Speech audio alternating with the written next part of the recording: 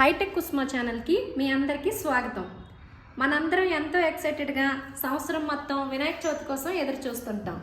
ఆ వినాయక చవితి రేపే, కానీ ప్రిపరేషన్ మాత్రం ఈరోజు చేయాలి కదా. ఆ ప్రిపరేషన్ ఏంటో చూపిస్తాను రండి.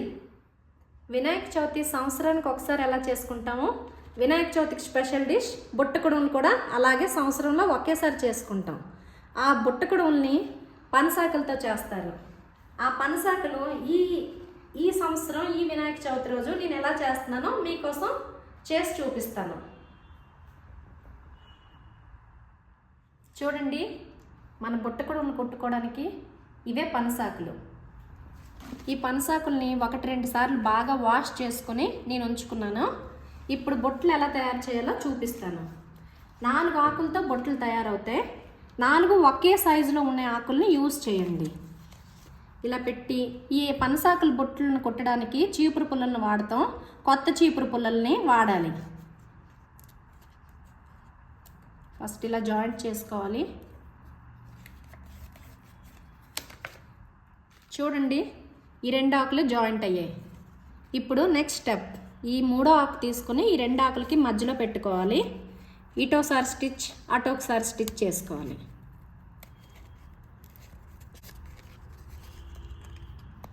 ఇదే విధంగా ఇటుపక్క చూసారా. 2 స్టెప్పుల తర్వాత మన ఆకులు ఇలా కలిసిపోయాయి. ఇప్పుడు నెక్స్ట్ స్టెప్కి వెళ్దాం. 4వ ఆకును తీసుకుంటాం. అదేవిధంగా ఇటుపక్క ఇలా జాయింట్ చేసుకుందాం. ఈ ఆకులు ఎక్కువ ముదరవి ఉండకూడదు, లేతవి ఉండకూడదు.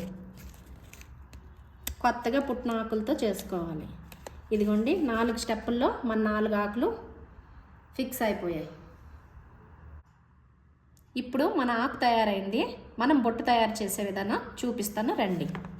ఇప్పుడు ఇలా పెట్టుకొని చూడండి, ఇలా పెట్టుకొని ఇక్కడ ఒకటి, ఇందులోంచి ఇడ్లీ బ్యాటర్ ఏం బయటకు రాదు, మీరేం తొందరపడాల్సిన అవసరం లేదు. నెక్స్ట్ ఆకు ఇది.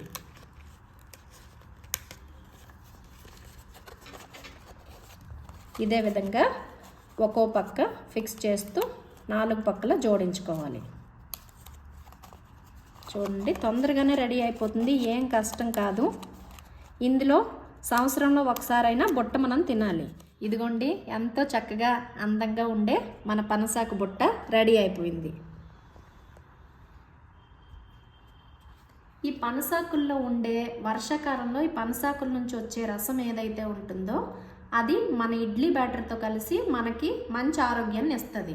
అదే సైంటిఫిక్ రీజన్. అందుకే మనం వినాయక చవితి అప్పుడు ఈ బుట్ట కుడుమును కంపల్సరీ తినాలి. చూడండి, నేను ఎన్ని బొట్టలు చేశానో, ఇంకా ఇవన్నీ చేయాలి. ఇవన్నీ చేసిన తర్వాత మళ్ళీ మీతో షేర్ చేస్తాను. ఈ వినాయక చవితి అప్పుడు ఈ పనస బొట్టలతో చేసే ఇడ్లీ ఏదైతే ఉంటుందో అది మన సాంప్రదాయంగా మనతో పాటు వస్తుంది. మన ట్రెడిషన్ని మనతో పాటు మన ఆగే తరాలకు కూడా ఇవ్వాలి కదా. ఇది నేను మా అమ్మమ్మ దగ్గర నేర్చుకున్నాను.